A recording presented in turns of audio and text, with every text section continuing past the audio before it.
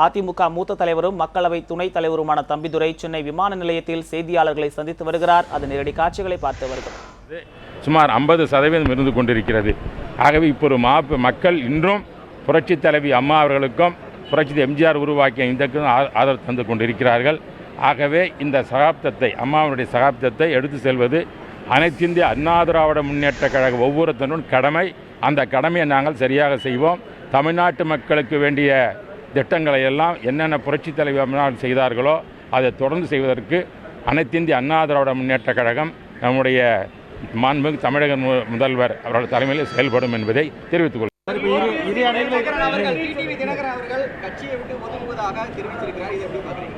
இல்லை, அவர் ஒரு நல்லதுக்கான செஞ்சிருக்கிறாரு.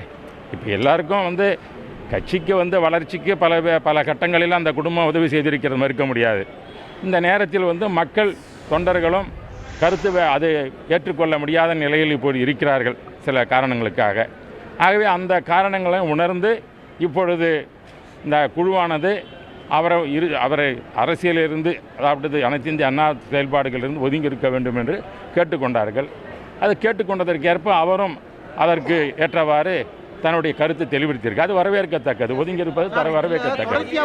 முதல்ல நீங்க ஓ பன்னீர்செல்வம் பதவியிலிருந்து விலகணும் அப்படின்னு முதல்ல குரல் கொடுத்தது நீங்க.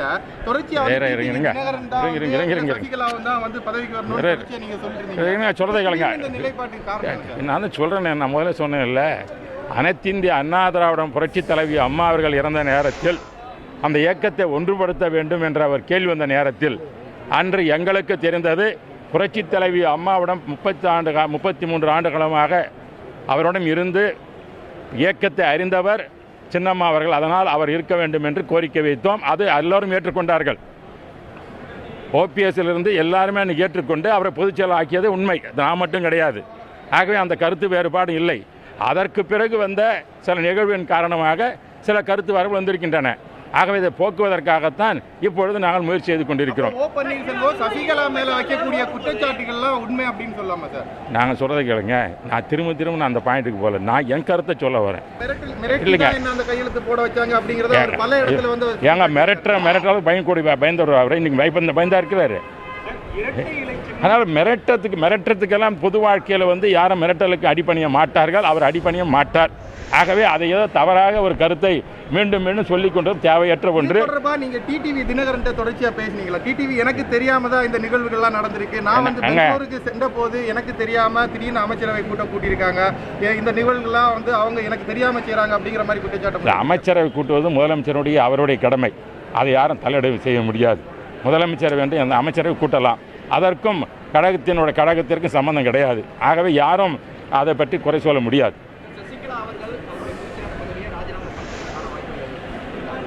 நாங்கள் அதுதான் குழு போட்டிருக்காங்க, குழுவில் பேசுவாங்கன்னு சொல்கிறேன். இல்லை,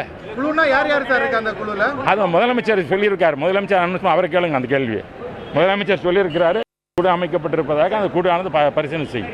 பொதுச் செயலாளர் பதவிக்கு பலமுறை போட்டி இருக்குமா அல்லது ஓபிஎஸ் அல்லது ஒற்றை தரப்புக்கு மட்டும்? ஏங்க, 1,50,00,000 வாக்காளர்கள் அவர்கள் தான் தேர்ந்தெடுக்க வேண்டும். அது இனிமேல் தானே அதுக்கு ப்ராசஸ் எல்லாம் இது பண்ண முடியும். ஏங்க, ஒரு தரப்பு தான் இருக்குன்னு சொல்கிறேன். திரும்ப கட்சியில் பிளவு கிடையாது. எல்லாம் ஒன்றாக தான் அங்கே இருக்கிறோம். நீங்கள் தான் இப்போ மீடியாக்கள் தான் பிளவுபட்டிருக்குது. இந்த அணி அந்த அணின்னு சொல்கிறீங்க. எல்லாம் ஒரே அணி. நீங்கள் எலெக்ஷன் கமிஷன் கூட பார்த்தீங்கன்னாக்க அந்த ஸ்பிளிட்னு சொல்லவே கிடையாது. தற்காலிகமாக இந்த ஆர்கே நகருடைய இடைத்தேர்தலுக்காகத்தான் அந்த இரட்டையரானது தரப்படவில்லையே ஒழிய அது முடிவதாக அதை முடக்கியதாக சொல்லவே கிடையாது. ஆகவே தான் சொல்கிறேன், அனைத்து இந்திய அண்ணா திராவிட பிளவு என்பது கிடையாது. கருத்து வேறுபாடுகள் இருக்கின்றன. அந்த கருத்து களைவதற்காகத்தான் நாங்கள் பாடுபட்டு கொண்டிருக்கின்றோம். நாங்கள் வெற்றி அடைவோம். நிலையான ஆட்சி தொடரும். நல்லாட்சி அம்மாவுடைய தொடரும் கூறி வருகிறேன். நன்றி.